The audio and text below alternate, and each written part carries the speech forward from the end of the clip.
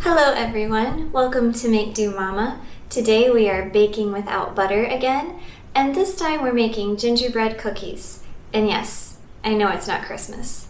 I realize this is March and we are making gingerbread cookies, but they're delicious and they don't deserve to be trapped only in December. I came up with this adjustment to gingerbread cookie recipe because I was having some friends over for a cookie making party. I wanted to make something classic, and we made gingerbread cookies, and we're not going to use any butter or molasses.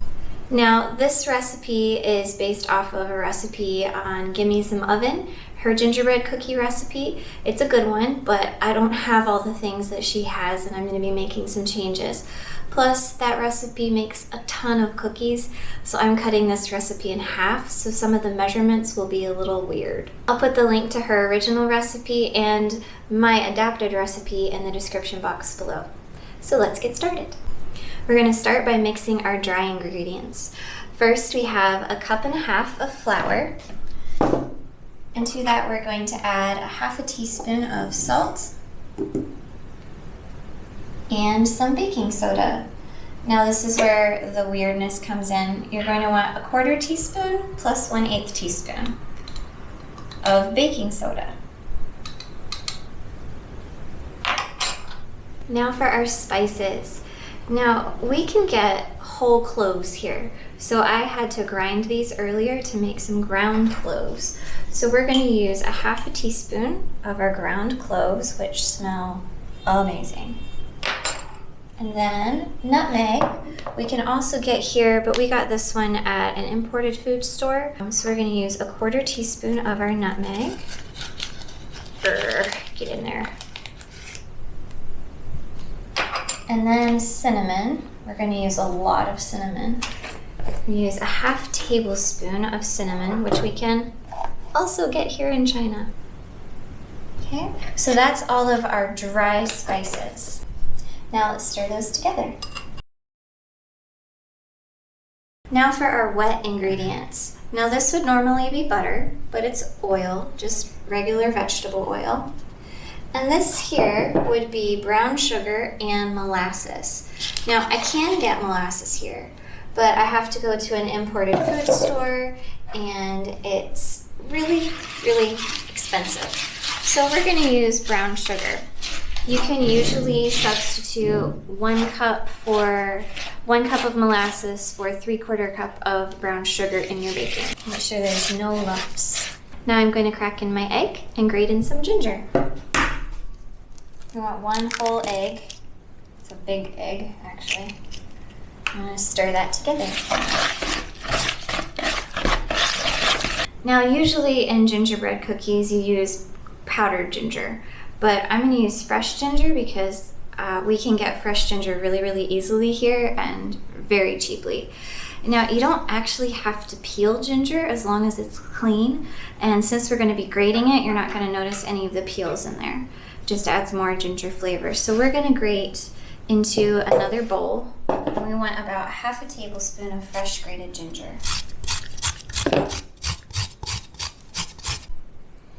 And here we have our grated ginger, which is going to go into our wet mixture. It also smells amazing. Now it's time to add our dry ingredients. So here goes our flour and our spices. We're going to stir those together.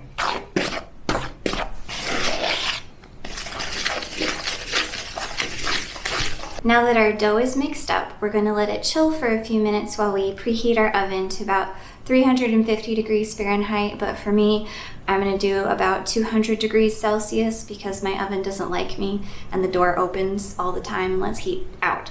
So I'm doing 200, you can do 350. Our dough is chilled, our oven is preheated, and our table is well floured. So let's roll out some cookies. Gonna take our dough out and make it kind of into a round. Turn it over a couple of times to make sure it's not sticking. And let's roll. We want to be 1/8 of an inch thick.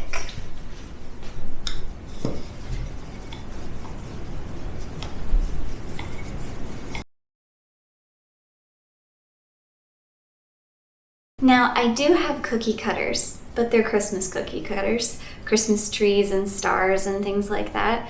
And I wanted to make some round cookies, and I wanted them about this size.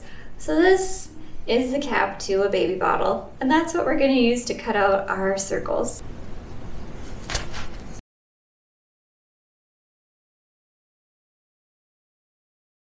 Now to get our cookies onto our parchment-lined baking sheet. Now I'm going to save the scraps to do with my toddler tomorrow because he loves to cook. So we're gonna remove the scraps from around our cookies and put those in a bowl and cover them for tomorrow.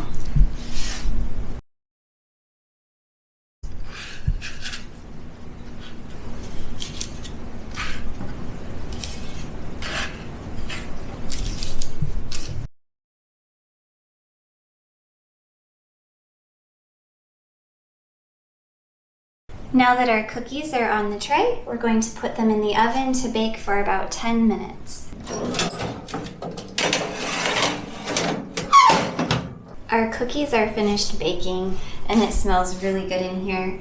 These need to sit on the tray for about 5 minutes to finish setting up, and then we'll put them on the cooling rack and eat them.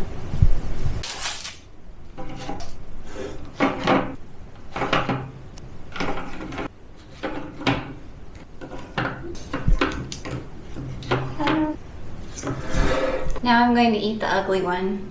This one had a little lump of brown sugar in it still, and it melted in the oven. So let's see if it tastes like gingerbread.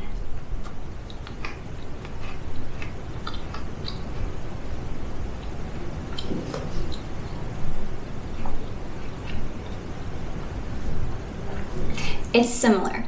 It's really good. It's a really good spice cookie, and there's a lot of ginger in there. It is missing some of that deepness from the molasses that it would have given it, but this is still a really great cookie. Crunchy, delicious spice cookie. I hope this encourages you to make Christmas cookies when it's not Christmas, because delicious food should not be limited to 1 month. Thanks for watching. Bye-bye.